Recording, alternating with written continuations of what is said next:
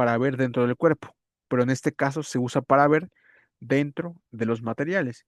El equipo emite ciertas ondas de sonido a alta frecuencia que viajan a través del objeto. Si hay dentro una falla o cambio en el material, parte de esas ondas rebota como un eco, como un tipo eco, y este vuelve al sensor. Con base en el tiempo que tardan en regresar las ondas, así como su intensidad, el equipo genera una imagen o lectura que permite saber si el material está sano o tiene defectos. ¿Qué ventajas tiene?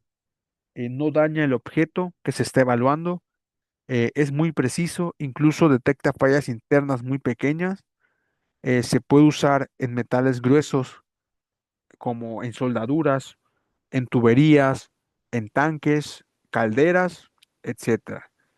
Se usa mucho en industrias como la petrolera, la aeronáutica, construcción y mantenimiento industrial. Mantenimiento industrial. Pasemos a la siguiente, que aquí estamos hablando ya de líquidos penetrantes. Eh, ¿Qué son los líquidos penetrantes en los exámenes no destructivos?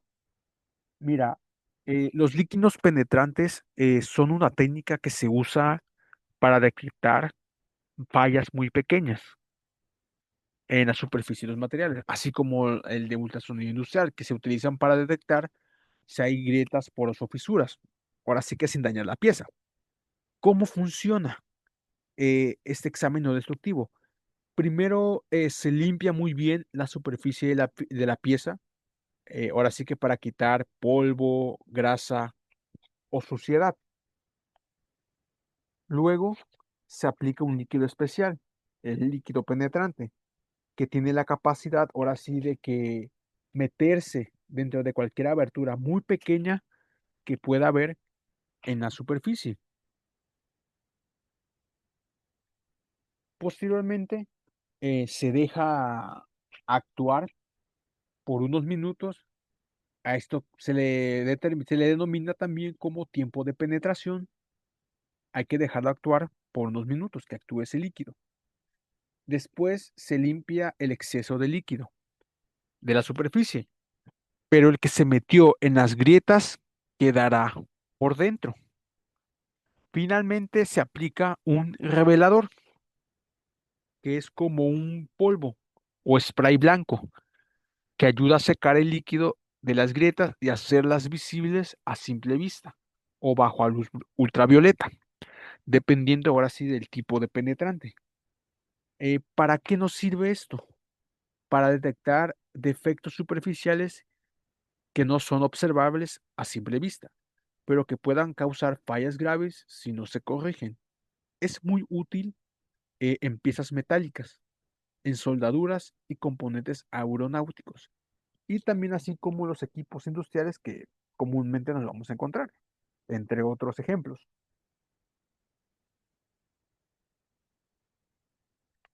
Ahora, ¿qué son las partículas magnéticas? Las partículas magnéticas son métodos, todos estos métodos son para detectar fallas. Pero ahora, ¿cómo funciona o en qué se especializa este? Este se utiliza especialmente en piezas ferromagnéticas, como puede ser el acero o el hierro.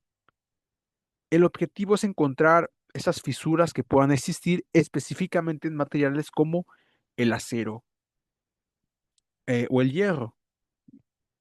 Recordando que todo esto es para evitar causar un accidente o una falla si no se llegase a determinar de manera correcta estas fisuras en los equipos. ¿Cómo funciona este método de partículas magnéticas, este examen? ¿Cómo funciona? Primero, se magnetiza la pieza. Se aplica un campo magnético a la pieza que queremos revisar. Esto se puede hacer con un imán, una bobina o una máquina especializada. Lo segundo que se debe hacer es, se aplican las partículas magnéticas. Después se colocan partículas finas de hierro. Pueden estar en polvo seco o en líquido. Estas partículas se acumulan justo donde hay una interrupción en el campo magnético, es decir, en donde hay una grieta o defecto.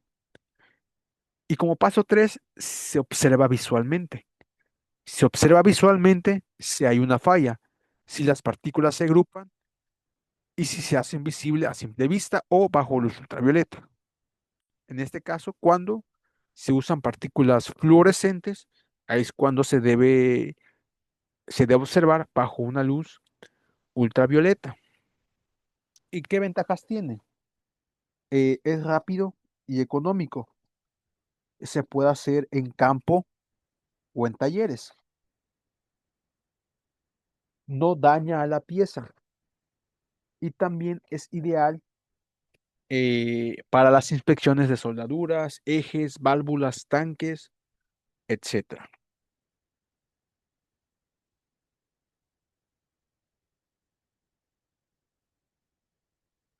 También tenemos lo que se denomina como las pruebas de presión. Existen tres pruebas de presión. Las pruebas hidrostáticas neumáticas, las pruebas hidrostáticas y las pruebas neumáticas. Las pruebas hidrostáticas neumáticas comúnmente se aplican únicamente a lo que son los recipientes criogénicos, debido a la presión que ejercen los gases como el nitrógeno o el óxido nitroso, es que se utiliza este tipo de pruebas. Eh, en cambio, las pruebas hidrostáticas, que van más enfocadas a la presión de calibración, se utilizan comúnmente en lo que son las calderas.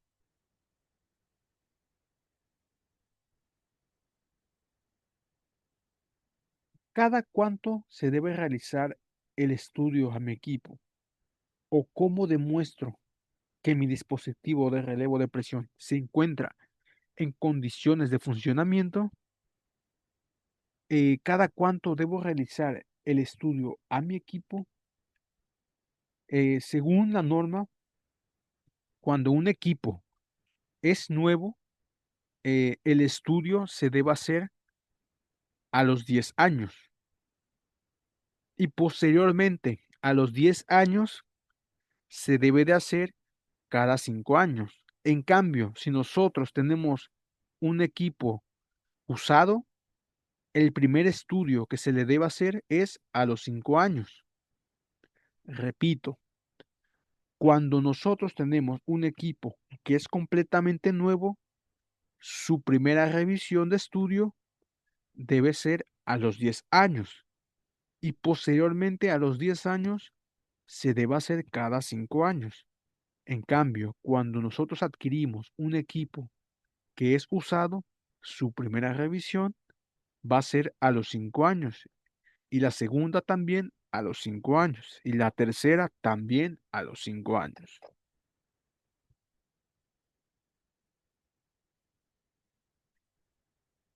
Ahora, ¿cómo demuestro que mi dispositivo se encuentra en condiciones de funcionamiento?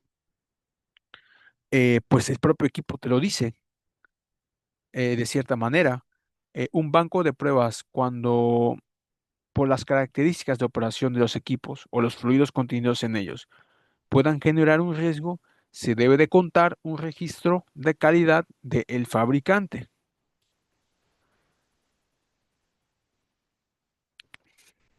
¿Cuáles son las condiciones de seguridad que deben de tener en los equipos? En este caso aquí yo puse los de categoría 1, más sin embargo los mismos aplican tanto para la categoría 2 y la categoría 3. Estas condiciones de seguridad aplican también a la categoría 2, a la categoría 3. ¿Y qué nos dicen? ¿En qué condiciones de seguridad deben de estar los equipos?